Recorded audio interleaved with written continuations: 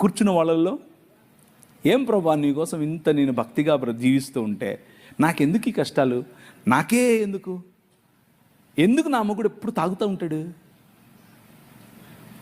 ఎందుకు నా భార్య ఎప్పుడు నా మీద సరుగుతూ ఉంటుంది, ఎందుకు నా పిల్లలు నా మాట వినరు, ఎందుకు నా ఆర్థిక ఇబ్బంది నాకే ఎందుకు?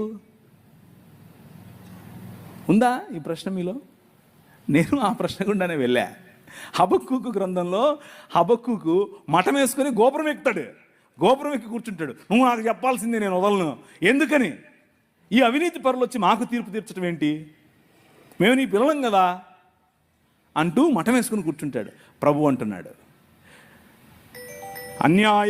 అన్యాయము చేసేవారి యొక్క తలలపైన ఈటలు దించడానికి నేను బయలుదేరాను. చూస్తూ ఉండు, సంవత్సరములు గడిచిపోతూ ఉంటాయి, కానీ నా కార్యము నూతన పరుస్తూ ఉంటుంది. సమస్తాన్ని నూతనం చేయటానికి నీ రాజు బయలుదేరాడు. ఆ మాట మాట్లాడాడు నాతో.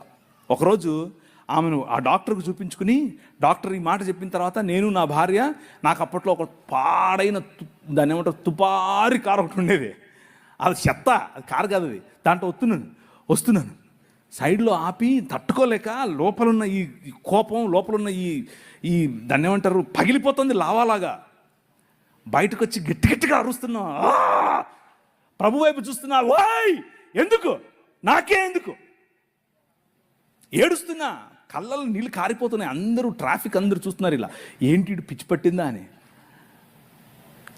ప్రవక్తల జీవితాల్లో ఇలాంటివి ఎన్నో జరిగాయి. హబక్కూకు జీవితంలో ఇదే జరిగింది. మఠం వేసుకుని మిద్దెక్కి కూర్చున్నాడు. ఏ ప్రభువా, ఈ అలిగేషన్ నాకే ఎందుకు?